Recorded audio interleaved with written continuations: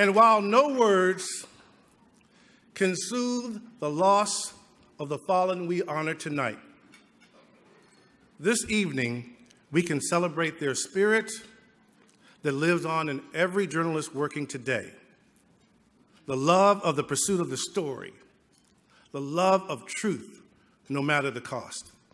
Yes, there's much to celebrate tonight, and for those who have made that ultimate sacrifice, they certainly did not die in vain. They did not die in vain. We're not going to let that happen. So with that, we begin. The RTDNF Citation of Courage represents distinguished service in the interest of journalism and extraordinary courage in the pursuit of truth. This year, we honor two extraordinary recipients.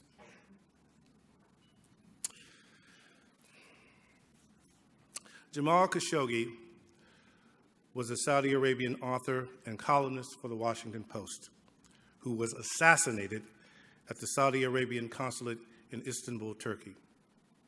Initially, the Saudi government denied the death, but a number of U.S. senators have said on a bipartisan basis that there is considerable evidence that Khashoggi's assassination was ordered by the Crown Prince. In 2018, Khashoggi was named Time Magazine's Person of the Year for his courage in the face of political persecution in the pursuit of journalism.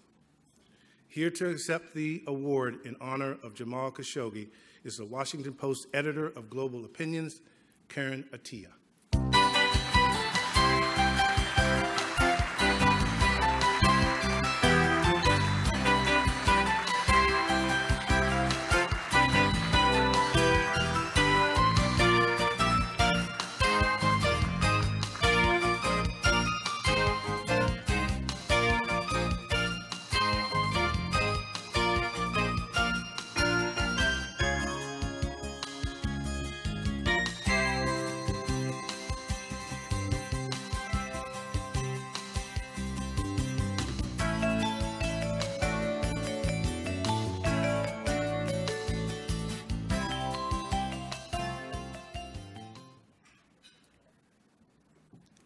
Hi, thank you so much for the award. I don't have a whole lot to say. I worked with Jamal very closely and recruited him to the Post. And I think the one thing that I still keep in mind and what I'm still recalling is that all he wanted to do was write.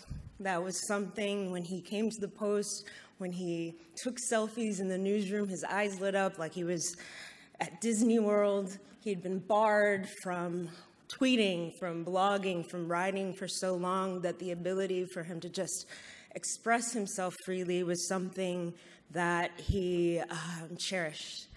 And the idea that he lost his life for the work that he was doing with us is something that is still painful for me, for his friends, and for his family.